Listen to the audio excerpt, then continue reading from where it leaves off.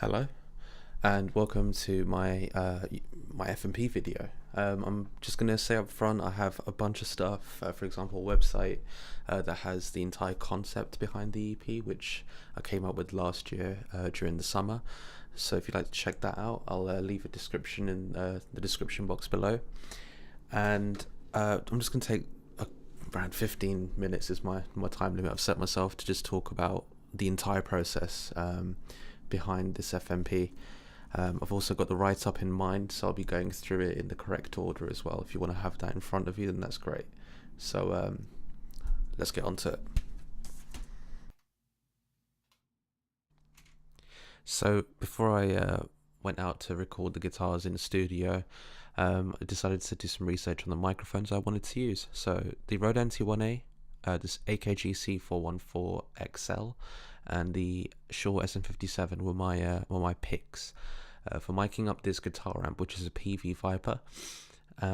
So I decided to do a YouTube series where I pitch the microphones against each other, trying various different positions.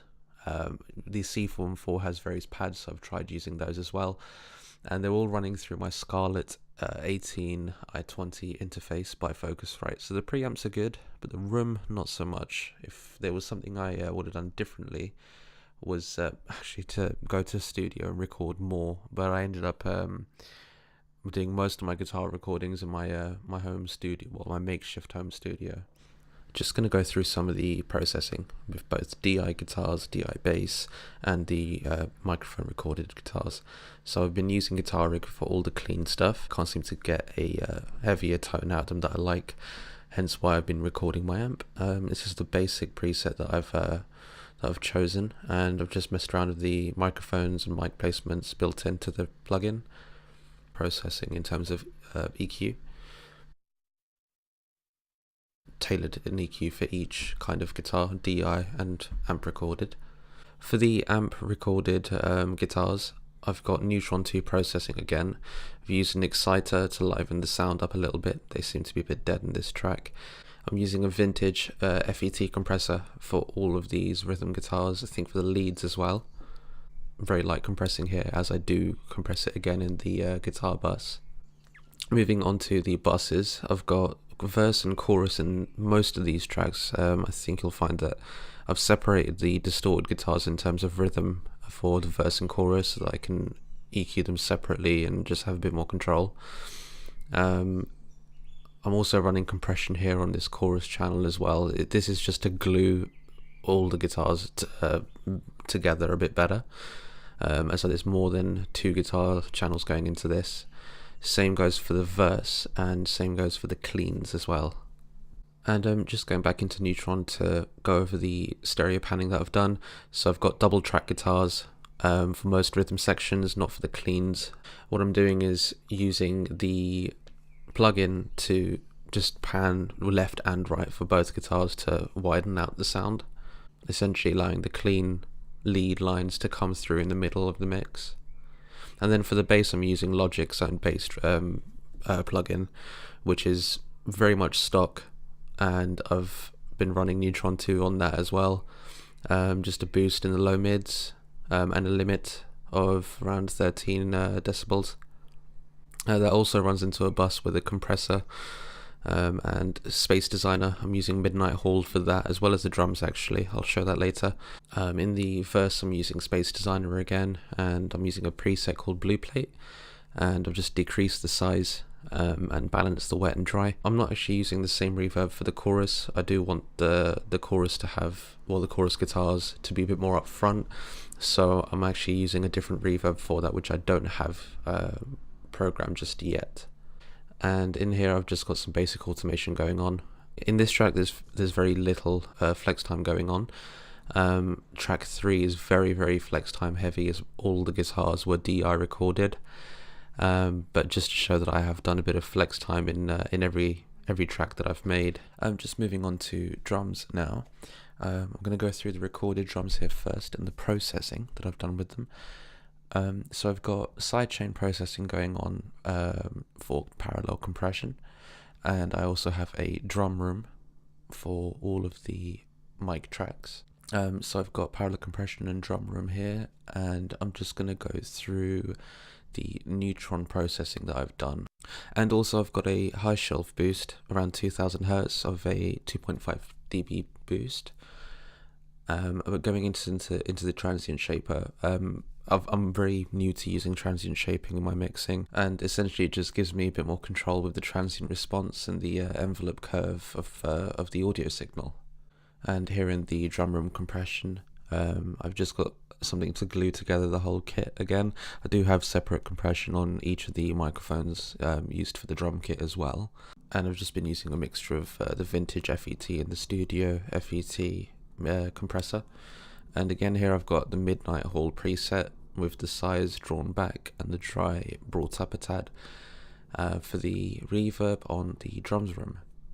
As for parallel compression, using vintage FET compressor, this is mainly going over the kick with a bit more of a boost as compared to the rest of the microphone tracks, but it is going through all of them. And the EQ that I'm using is just a scooped mids for the parallel compression, a dip around a 1k hertz. And going into the EQ of the kick drum, I've EQ'd a little bit of the bass out, put a low pass filter on, and just boosted the click of the actual beta of a kick drum. And then I've also got a limiter here with a ceiling of -3 dB on the kick drum as well. So there's a bit of compression going on here as well, as there are on the snare, toms and everything. It's just to make them a bit more tighter sounding, slight distortion on the drum elements. And I'm also using a sub bass to go with the kick for a bit more of the low end, as I did record the kick drum of more of the beta in mind. And just gating all the drums. The overheads have some very, very minor gating on there. I don't want to completely kill the sound of the snare and the kick in the overheads, but it is nice to be able to control more of the drum mix by using gating in the overheads. And there's a slight boost in the overheads as well of around 195 Hz. And I'm just using the panning on the channel strip, hard left and hard right. For all of the tracks on the EP, I've used flex time. On this video footage, you'll see a mixture of polyphonic and monophonic. I've actually used slicing and monophonic, depending on what was needed for the job. Same goes for the guitars and the bass. I've reamped everything in this project, which is track 3. And that meant I could flex time the guitars to a click. Meant it was really tight, and it was just really easy to create this track using reamping and just DI the guitars. Alongside flex time, I'd also used comping, which is a function in Logic, again like I did with the guitars, 16 to 32 bar takes. Some of the segments were one huge take for the entire track. It was just to get a tighter recording so that I could edit it later on and just comp up the takes that I feel worked the best. Another technique that was used was drum replacement. Some hits of the snare and the kick weren't quite right, so I'd replace them with other kicks and snares that seemed to be hit properly throughout the rest of the track, and I just replaced the ones that weren't with those. For the drums, I'd also used MIDI, my own MIDI programming as the backbone for the drummer that I later on got on board for this project. Really basic EQ, really, I mean basic processing in general. I did create a drum room, a bus for all of these drum elements, but overall I wasn't really satisfied with my drum programming. So yeah, I just got someone on board who knows a thing or two about drumming, and we had a jam and we managed to get drums recorded for all 3 tracks. I'm going to show you some of the footage from my YouTube series, which I called Studio Diaries, focusing on the drum elements. Here I used the AKG set, a D112 for the kick and a C414XL for the overheads. And then I've used a Shaw 56A for the toms, 2 of those, and an SM57 for the snare. Setting up the drum kit, I learned a couple of things about phase issues and how to avoid them. Keeping the dynamic microphones we've used facing towards the center of the snare, and keeping the overheads at a 45-degree or a 90-degree angle from each other, just to avoid phase issues, and also keeping them the same distance away from the center of the snare as well. So this is my first time putting microphones to a kit, and although these overheads have actually changed, they were leaning more over the China cymbals and the hi-hat, as opposed to just facing the pillar that's behind the kick drum. So I've used a variety of microphones in this, a couple of dynamic microphones for the snare, high tom and low tom, and then also used the SM57 for the snare, just miking up the top of the snare, that is, and then using overheads, which are the condenser microphones. The C414s have the pads enabled, so that's 40 hertz bass roll off, as well as the cardioid polar pattern switched on.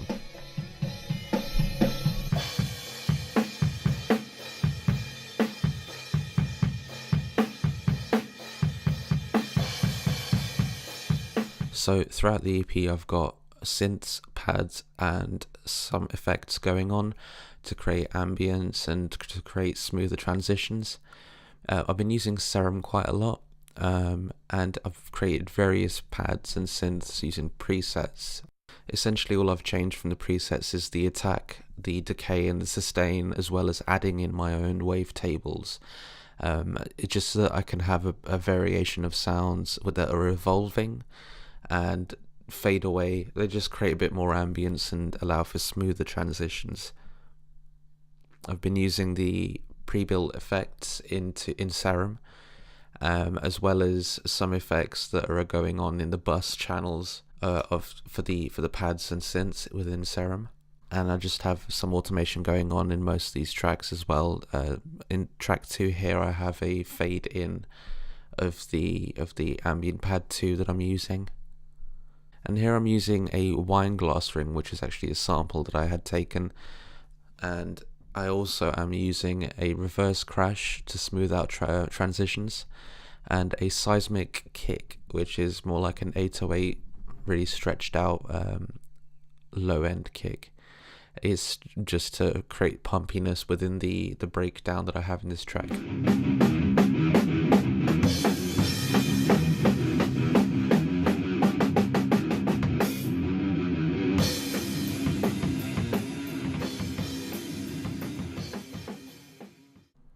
So some of the people that I've collaborated with involve Corey, who is a University of Hertfordshire graduate from the music tech course, also Carlo, and I've worked with 2 other people who are also University of Hertfordshire students, Dan, who is a graduate from a philosophy and history course, and Alex Seeley, who's going to be graduating from the sound design course.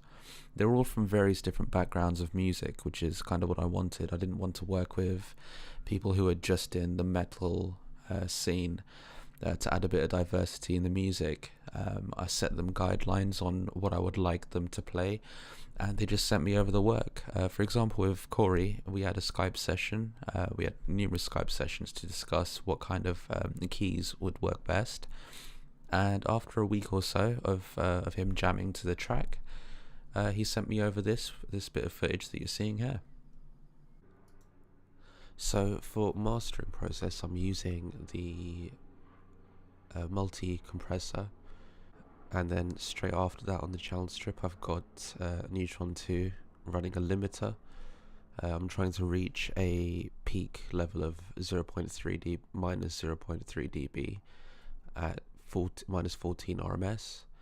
And here I'm going to make a boost of 2 dBs at around 7,500 Hertz to brighten up the track a little bit, and that's all the EQ I'll be doing on this, which is track 2. To measure the RMS and the peak, I'm using the level meter, which is just a standard Logic plugin. I'm using that in conjunction with Isotope's tonal balance control. I'm using this in conjunction with Isotope's tonal balance control.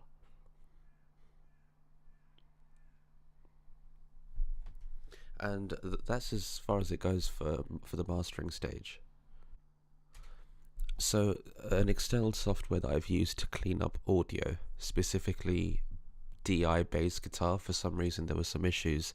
I'd borrowed a couple of different bass guitars, and perhaps it was the lead I was using that created a lot of pops in the signal, but I had to use RX to clean that track up. So here I'm using D-Click to get rid of a few discrepancies in the audio, and as tedious as it can be, it helped me clean up the audio track to have a much cleaner and smoother mix. Okay, that wraps it all up. Thank you for watching this. I've gone slightly over the time limit of 15 minutes, I think, but I've covered everything I wanted to cover. If you haven't checked out the website, the Instagram, the Facebook, I'm not trying to pitch all my stuff for you to share it, whatever, but it's just I've put a lot of effort into all of this to sort of promoting / documenting on Facebook and Instagram, and just making like a highlight of everything on my website. Has all the backstory of how this EP came to be, the idea, the concept behind it. So I'd really appreciate if you check that out and let me know what you think. I really wanted to just give it an identity, I guess. So yeah, this has been my first project. I've really had a lot of fun doing it. Just getting into the deep end of everything with mixing, mastering, recording and writing, and it's been really fun. So thank you.